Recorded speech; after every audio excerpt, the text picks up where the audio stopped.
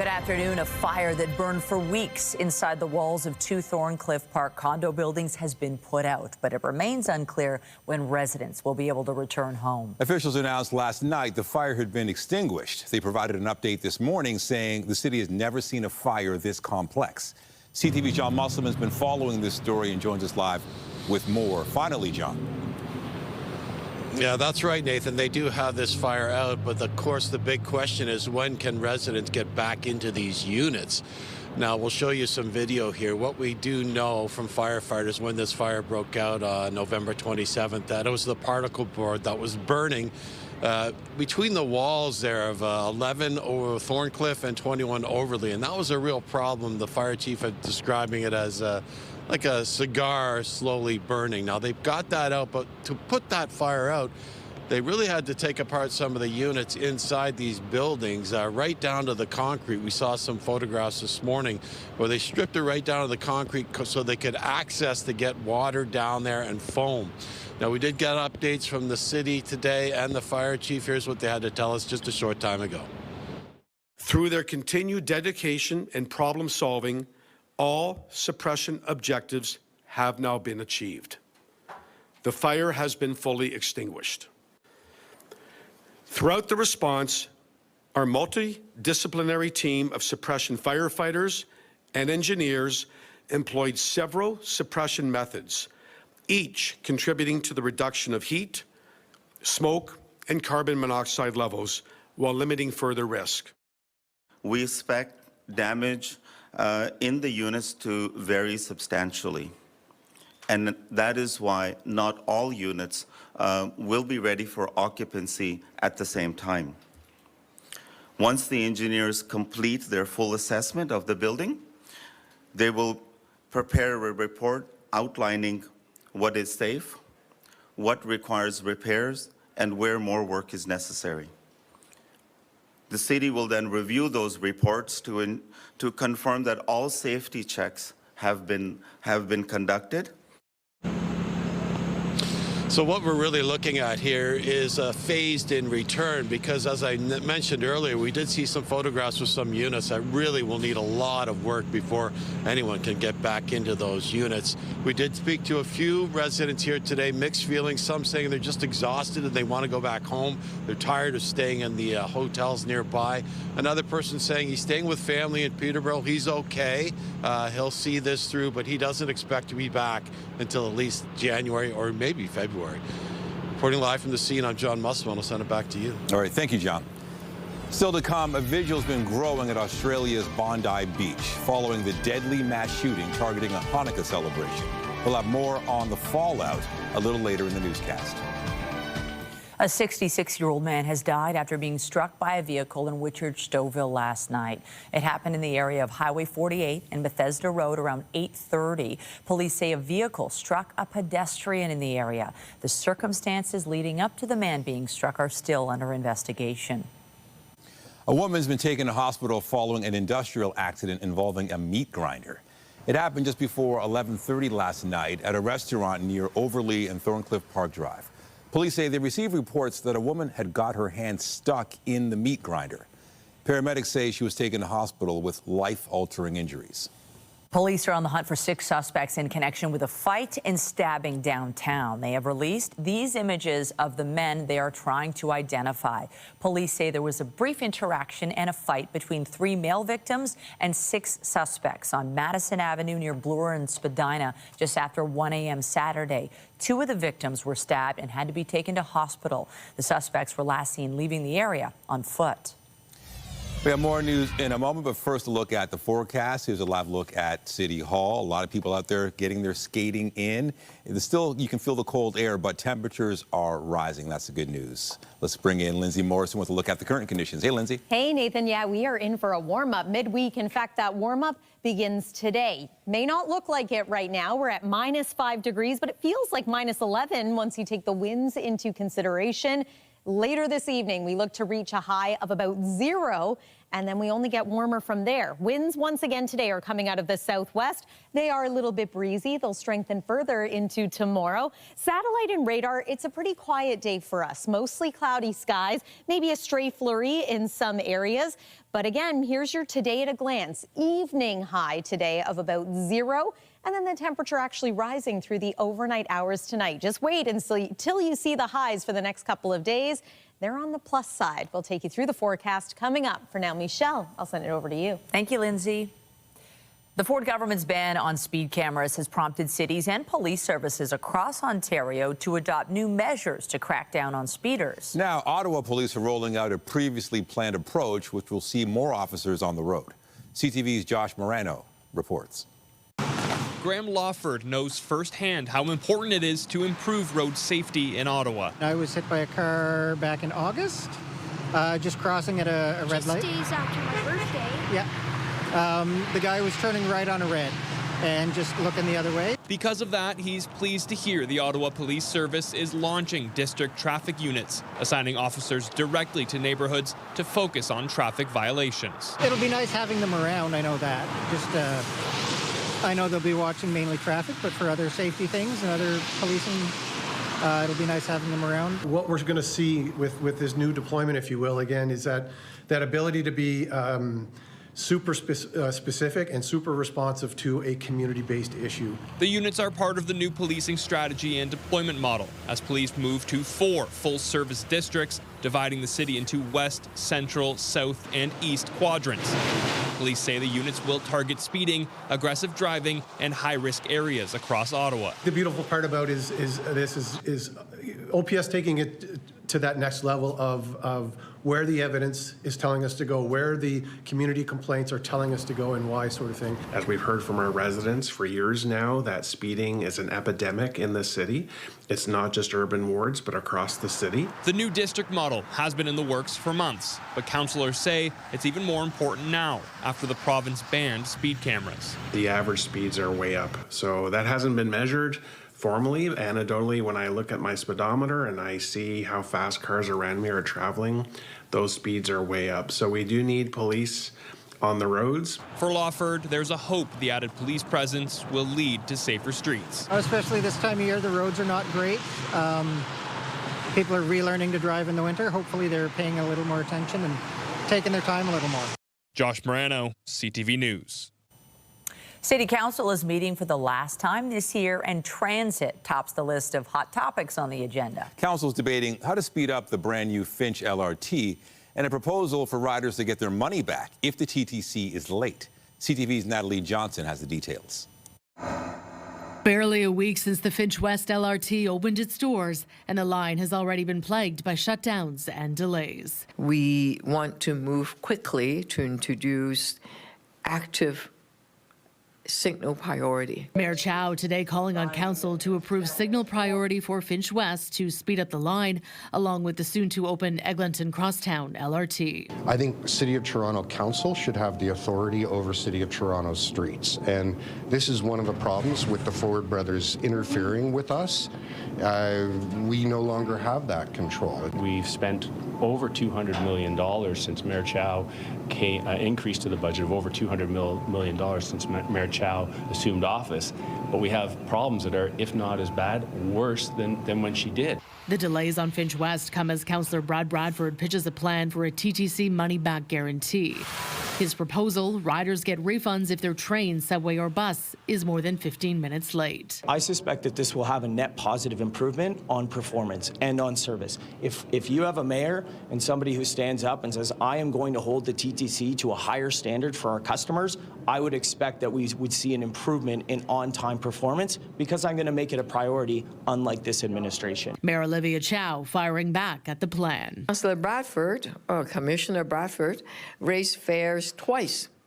It's a bit ironic that now he's running to be the mayor. He's talking about making TTC affordable. Affordability has never been a bigger issue in the city of Toronto than it is right now. And Mayor Chow and her administration have made life in the city of Toronto more expensive with continual tax increases year over year that people can't afford.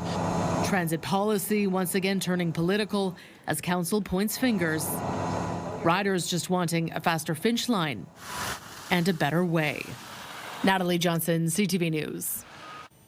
Police in Australia say the mass shooting that killed 15 people at a Hanukkah celebration at Sydney's Bondi Beach was a terrorist attack inspired by the Islamic State militant group. I can confirm that they did travel to the Philippines. The reasons why they went to the Philippines and the purpose of that and where they went when they were there is under investigation at the moment. I also confirm that the vehicle, which is registered to the younger male, contained IEDs, but I also confirm that it contained 2 homemade ISIS flags.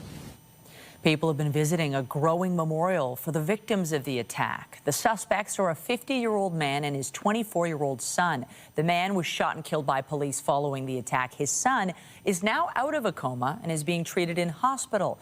25 people injured in the shooting remain in hospital, including 10 who are in critical condition. Australia's Prime Minister has promised to introduce stricter gun laws as a result of this mass shooting. And CTV's Scott Hurst has been following this story. He joins us live with more. Scott, some police services here in Canada are increasing their presence in Jewish communities following what happened. This is happening in Toronto as well. And it is particularly heartbreaking for those communities because Hanukkah is supposed to be a time of celebration.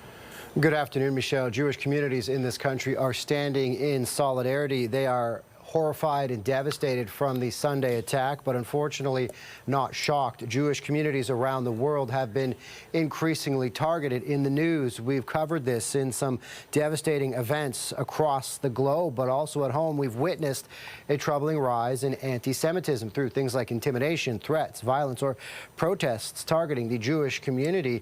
In August, B'nai B'rith Canada put out a stark warning saying intimidation and attacks on Jews in this country is rising sharply, and its annual audit of anti-Semitic incidents, it says last year marked the highest number documented since it began the count more than 40 years ago. And in the wake of the Bondi attack, saying, of course, statements after tragedies are welcomed, but not enough. In response, they say the response must be immediate, calling for action from all levels of government and police services, Michelle, right across the country.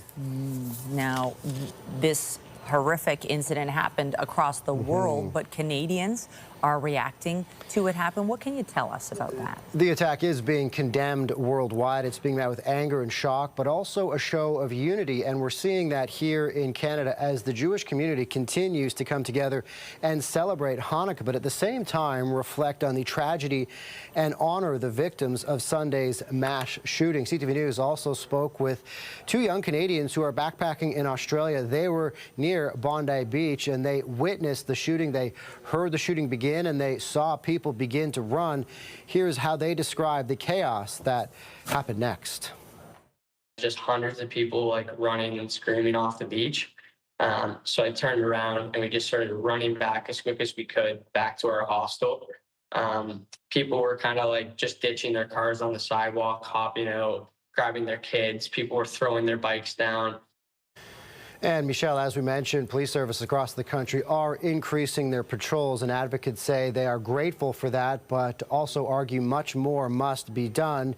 Canada's spy agency says there's no indication of a specific threat in this country, but an intelligence brief says there is a, quote, realistic possibility of a violent extremist attack in Canada, including one potentially targeting the Jewish community, Michelle. CTV's Scott Hurst live in the National Newsroom. Thank you. Thanks, Michelle.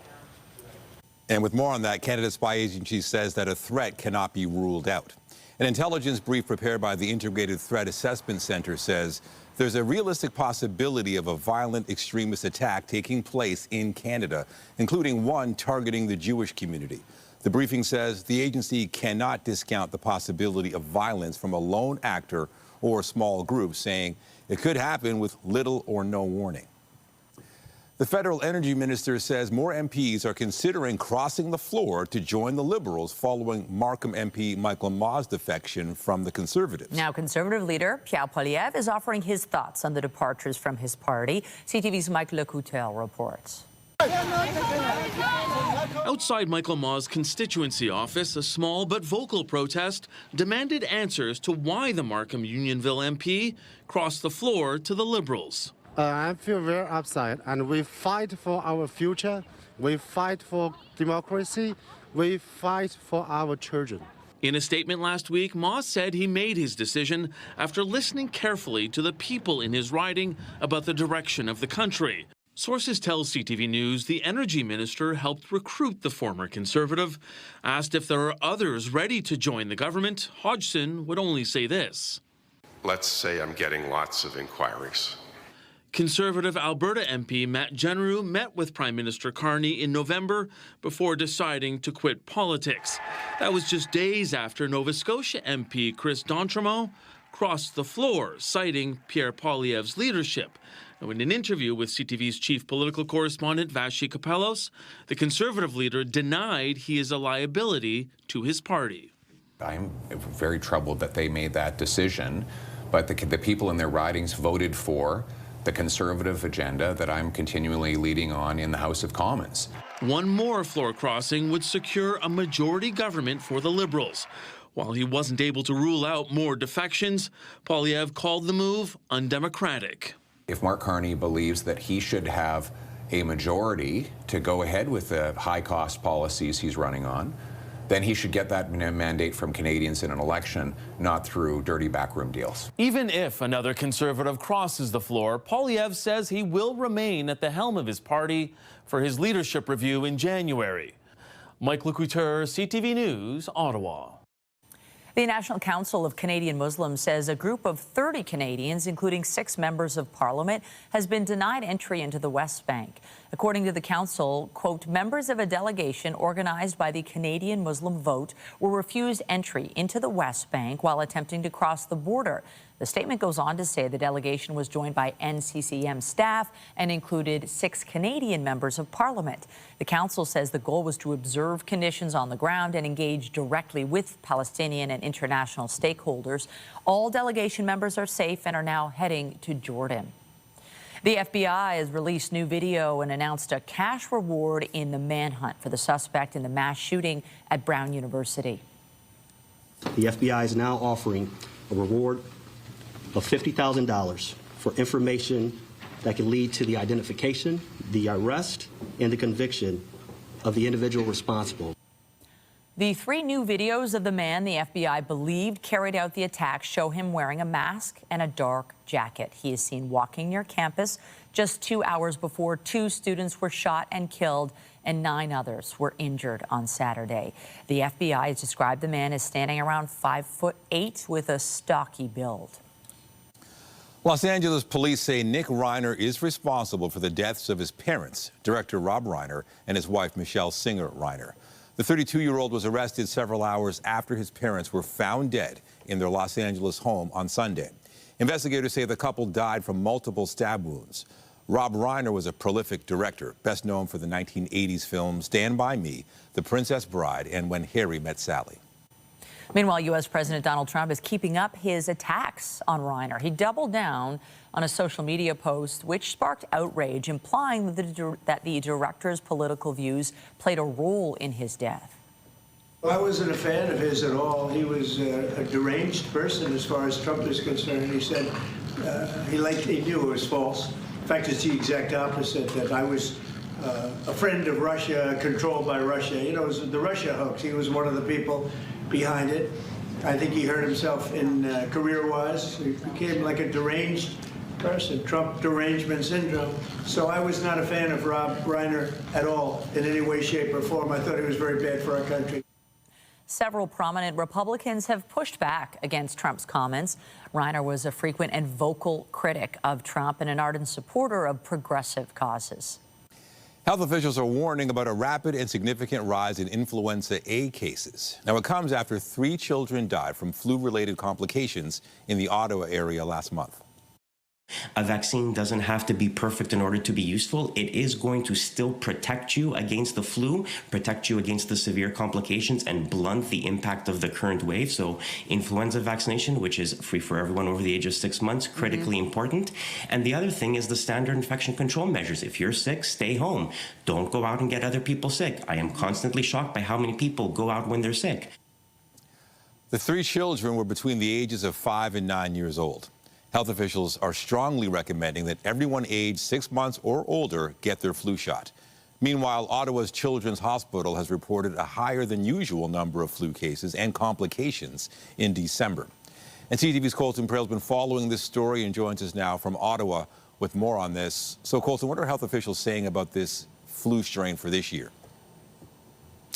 Yeah, Nathan, calling it unprecedented. That, according to the head of Chow, the Children's Hospital of Eastern Ontario, where, to your point, they have been inundated in flu cases. 300 positive cases so far in the month of December. For contrast, this time last year, they were looking at 11. The common messaging we're hearing from hospital associations, from medical officers of health, from doctors, is that this flu season is hitting harder and faster than we've seen in the past. The Ontario Hospital Association putting out some new data this morning for last week, showing that the number of cases they've seen has increased 2.5 times in the last week. The number of ICU admissions has more than doubled. Total admissions up 84%.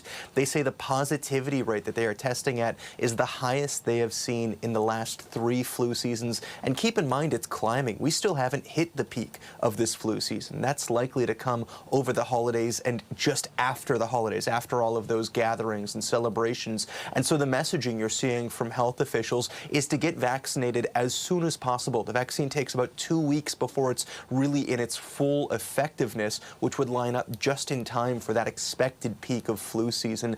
And as Dr. Labos pointed out in that clip just ahead of me, there was a lot of messaging in the early parts of this flu season that the vaccine wasn't perfect, that it may not respond to this strain exactly as well as medical officials would have hoped. But they are also clarifying that it is still incredibly effective when it comes to reducing the most severe outcomes from the vaccine. It's why they're urging young children and the elderly in particular, those who are most vulnerable to these kinds of complications, to go get their vaccinations as soon as possible. And on those deaths that you did mention, we should note those deaths are still under investigation. They are related to flu complications, but because of that investigation, we can't say their vaccination status or whether or not there were any underlying health conditions that could have influenced things. But those are far from the only deaths we've seen so far in the country. Over 3 dozen going between the end of August and the start of December, according to Health Canada, and that number sadly expected to rise. Also, Colton, flu outbreaks are impacting a First Nations community in Saskatchewan. What's the latest there?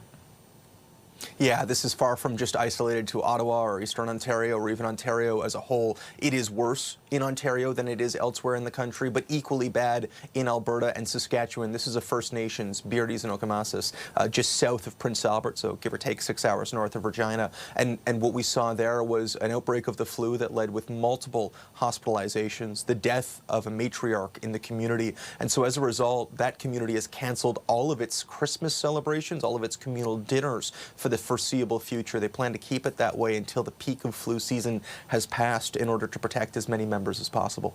All right, CTV's Colton Prale in Ottawa. Thank you. Anytime.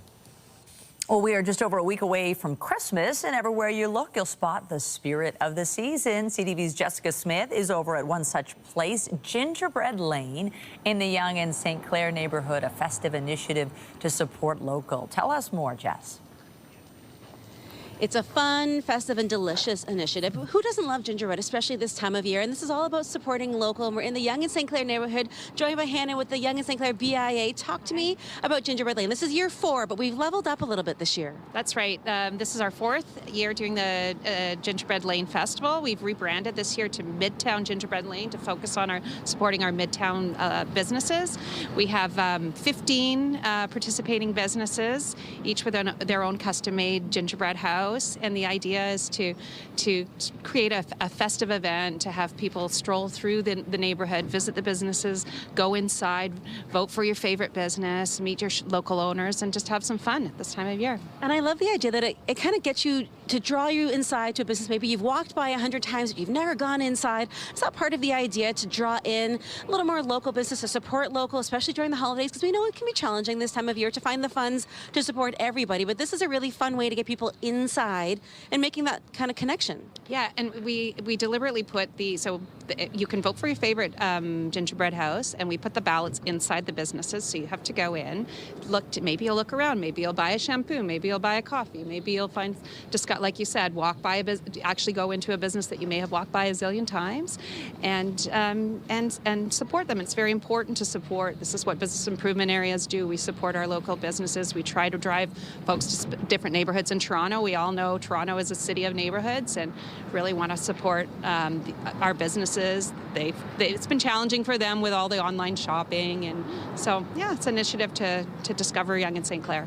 And how long do we have to vote? Because I feel like, we're going to do a bit of a walk after this. We're going to go through, and anything that's cookie related has a special place in my heart, especially gingerbread cookies. But how long is this going on for? Do people still have time to come and vote?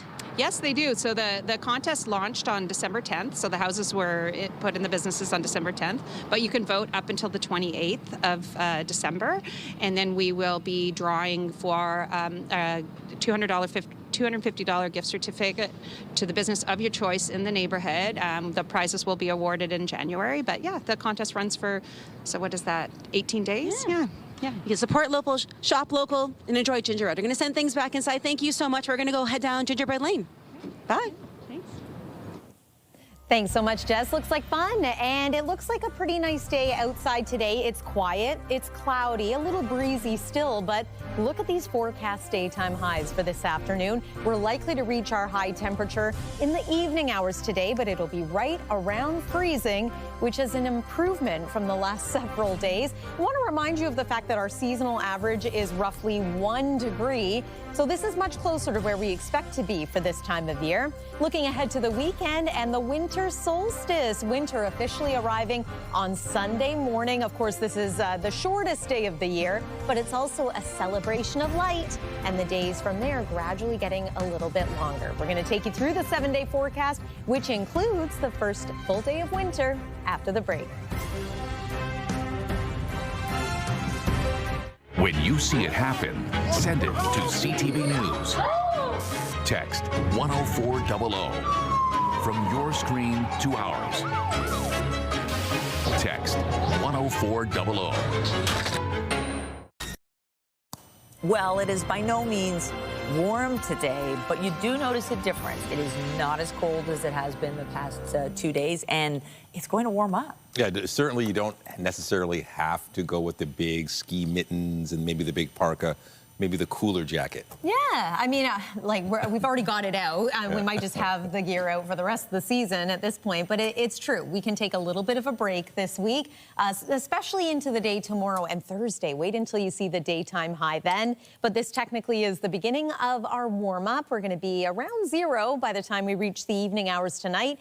And then our temperature actually rises through the overnight hours. Eventually on Thursday, we could climb to 7 degrees. Weather is brought to you by the Presler Law Firm. Injury lawyers, you don't pay unless they win. We've been enjoying shots of skaters out at Nathan Phillips Square on our live shots, but hey, ice rinks are now open for the season as well in the city of Barrie and, in many communities across southern Ontario. What a great activity to make the most of this winter season. Get outside and take advantage of the man-made rinks in your neighborhood.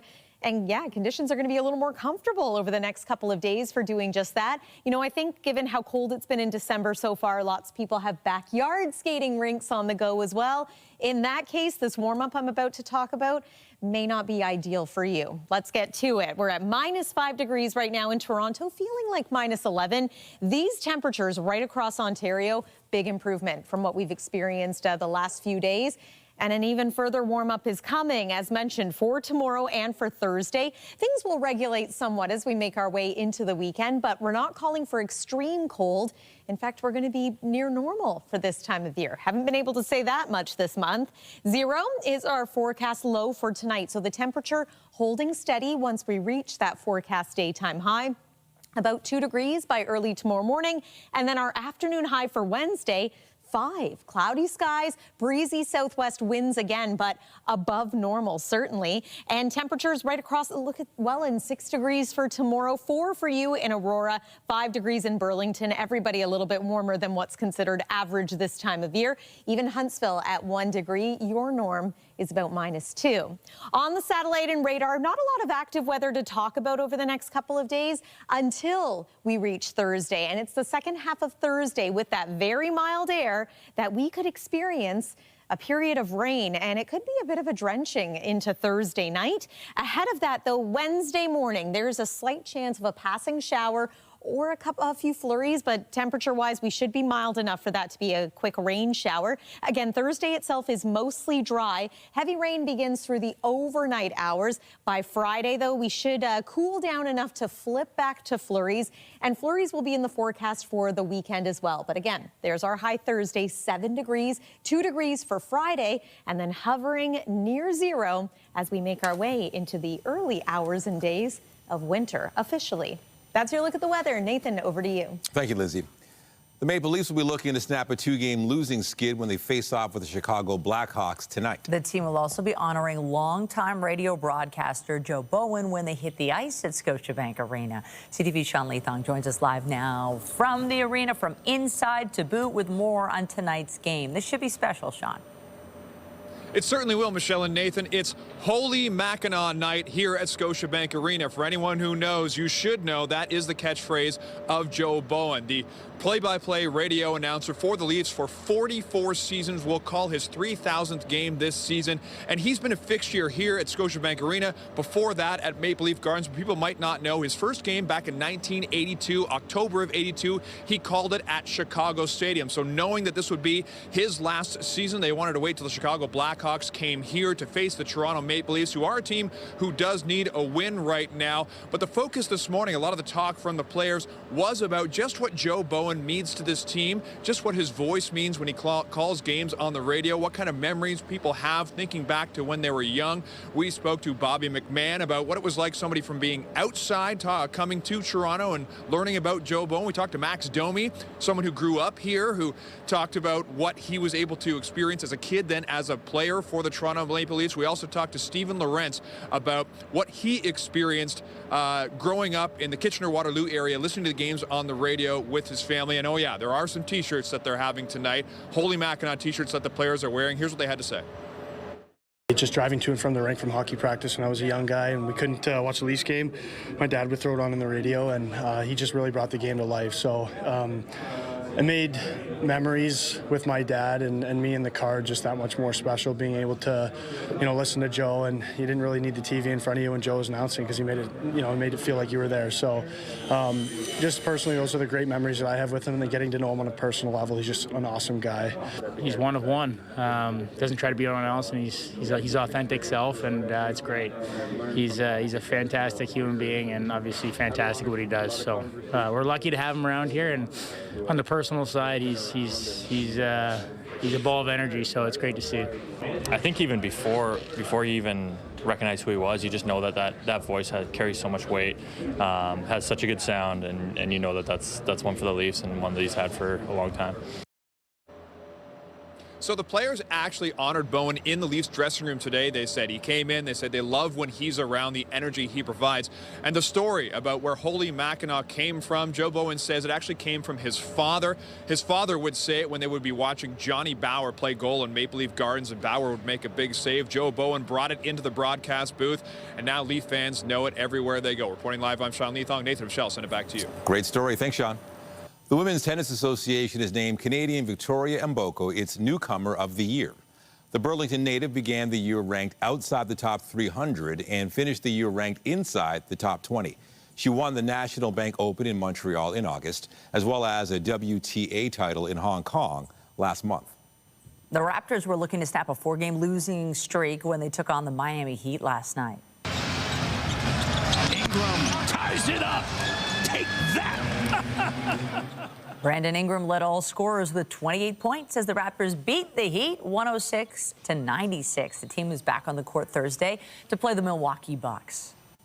The Toronto Temple will unveil their jerseys as the WNBA team prepares to hit the court for the first season next year. The Temple released a teaser video today showing off their uniforms, which feature the team's colors and the Tempo's 6 speed lines. The Tempo says the lines represent Toronto's 6 boroughs, as well as the 5 players on the court and the 6th person, the fans. The jerseys also feature patches for the team's founding partners, Sephora and CIBC. Fans will be able to purchase their own jerseys beginning in January. You're watching CTV News at noon. Stay with us. More when we return.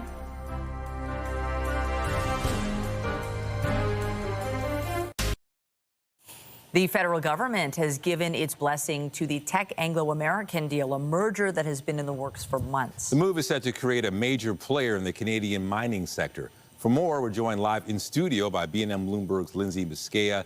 Lindsay, how big is this move? This is a big deal. This is 2 big copper mining companies kind of coming together, and they would form in BC. It would be the largest company ever in the province of the history of the province of BC. So this is a really big deal. It was one of the last pieces that these 2 companies needed to actually form this merger.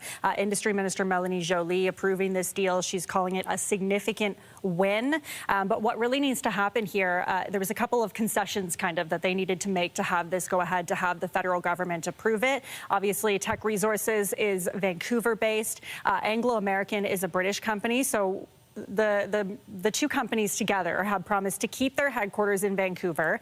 They've promised to keep about 4,000 jobs in Canada. 2/3 of the board members and executives need to reside in Canada, in Vancouver, and the company promised to spend $4.5 billion over 5 years. So those were some of the concessions that had to be met for the federal government to actually approve this. It's interesting, though, we were speaking with Derek DeCloet of Bloomberg News earlier today. He's the executive editor, and he was talking about why this needs to happen, like what the federal government is trying to guard against, because we've seen mergers go ahead before with Canadian companies. Barrick Mining comes to mind as one, and the federal government maybe didn't protect themselves as much as they should, and he explained kind of what happened with Barrick Mining. Here's more. Yes, technically it's headquartered in Toronto, but everybody knows that the Barrick head office in Toronto has been gutted over the years, and that there's far fewer people working there, and that a lot of the decisions, really have been made in London and other places. So they're trying to, the government's trying to insulate itself from that possibility and from criticism that that's what they're allowing here. Shareholders have given their blessing for this deal on both sides. They voted last week. This is big, though. The plan is expected to offer investors more than 70% exposure to copper, and the merged company will have more than 1.2 million tons of annual copper production. So it's no small production we're talking about here. But no doubt there were some concerns raised, and there have been hurdles. Is this the last of the hurdles for this? It's not. So there's a couple more things that need to happen. One is an antitrust review needs to be completed. So this is basically to make sure that competition is fair. So there's a number of different regulators in different countries that need to go through these antitrust reviews. Canada and Australia have already done that, but we're still waiting on regulators in Europe, China, Japan, South Korea, and Chile, because of course the mines that Teck Resources and Anglo-American have are both in Chile and Peru. So all of those antitrust reviews still need to go forward. And a lot of economists are saying this could take about 12 to 18 months. But again, the federal government approving this was expected to take a lot longer than it did, so maybe things will speed up, but we'll have to wait and see. It's not quite done yet. BNM Bloomberg's Lindsay Biscaya, great to have you in studio with us today. Thanks for having me. Yeah, anytime. All right, thank you. Well, still to come, Stellantis has hired for its 3rd shift at its Windsor plant. We'll have those details when we come back. Get Toronto's top stories, breaking news alerts, and watch live. Download the CTV News app. Workers at the Cambie Assembly plant in Ingersoll are learning more about their options this week as they face an uncertain employment future. They can leave the GM plant, retire, or try and hold out until a new product is announced. CTV's Shauna Irvine has the details. GM Cami workers file in and out of the Unifor Local 88 Union Hall in Ingersoll. Inside, they learn more about their options amid the plant's shutdown. GM announced in the fall it would end production of the Bright Drop electric delivery van. The company has stated it remains committed to Canada, but there are no signs a new product in Ingersoll is on the horizon. Meanwhile, more than 1,100 people are out of work. Among them are many couples who rely on multiple GM paychecks. My wife works there as well, so it was kind of a double hit when we got the news that we were going to be shutting down. So it made it a bit anxious for us, our household. But Paul Harvey, a father of 4, is staying positive while cutting back. He has 21 years of service. Well, it's definitely different. You know, we got to watch what we spend, make smart decisions.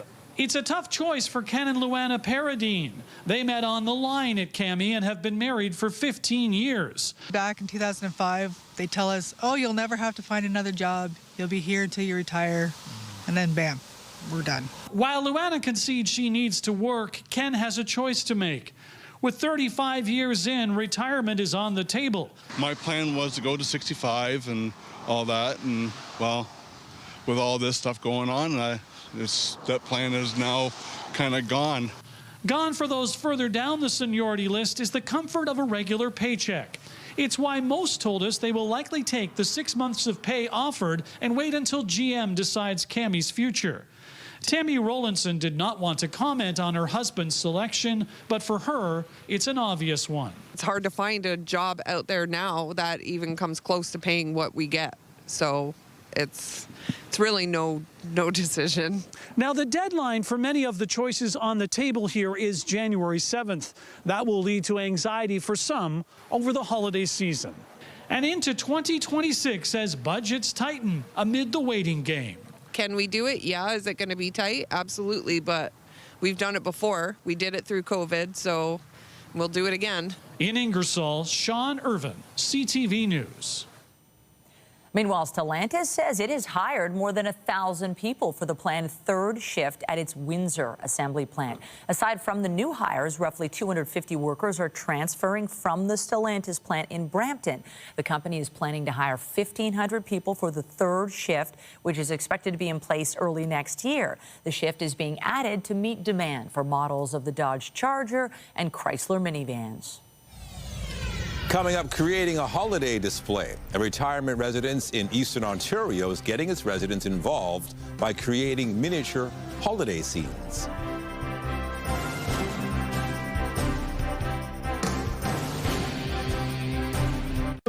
Canada Post says kids who write to Santa with their wish list will get a response this year.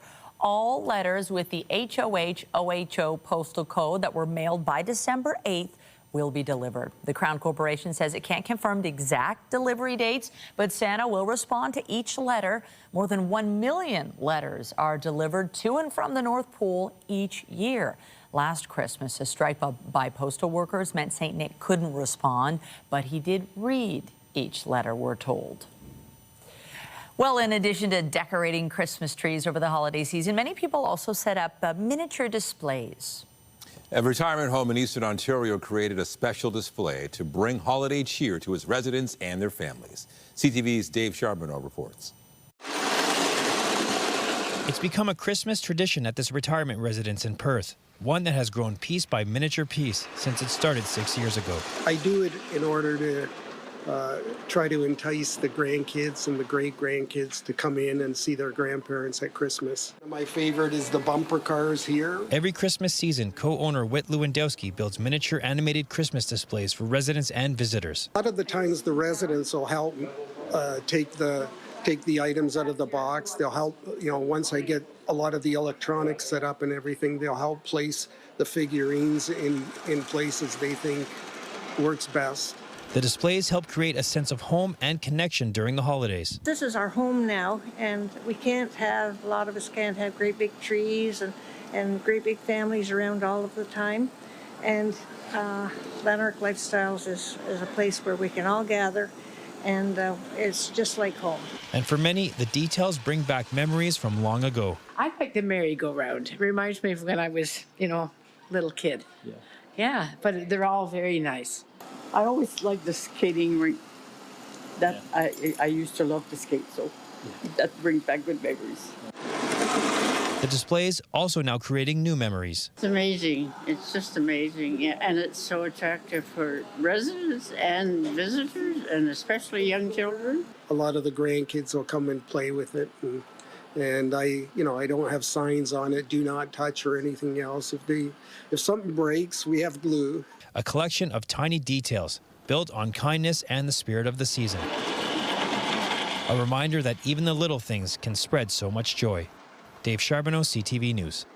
Something about those mini trains, the kids just love those. It's so impressive, and I love that he lets them touch it. But in our house, they're all broken because we let the kids touch it.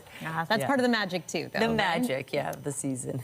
Let's talk about the temperature through the overnight hours tonight. We're actually going to see a bit of a warm-up continue through the rest of the day today and into tomorrow. Your overnight at a glance, 0 is our expected temperature. It's not so much a low because we're expected to reach 0 in the evening hours tonight, and then actually rise to +2 by morning. And then tomorrow's forecast daytime high, 5 degrees. Looks to be a mostly cloudy day, also a mostly dry day. We might see a quick passing shower in the morning, and yes, rain shower, because it will be mild enough for that. Certainly will be warm enough for rain on Thursday. Forecast daytime high, 7 degrees. And we're looking at some wet weather Thursday night and into Friday. But Friday, we switch back to some flurries. Those flurries continue into the weekend. Temperatures are cooler by the weekend, but not too far off the seasonal mark. Nathan and Michelle. Good to know. Thank you, Lindsay. And that's it for CTV News at noon. Remember, you can get Toronto's breaking news all day long on CP24 and at ctvnewstoronto.ca. For Lindsay Morrison and the whole team here, have a pleasant afternoon. I'm Michelle Roubaix. And I'm Nathan Downer. Be sure to join us later for CTV News at 5 and 6. Have a great day.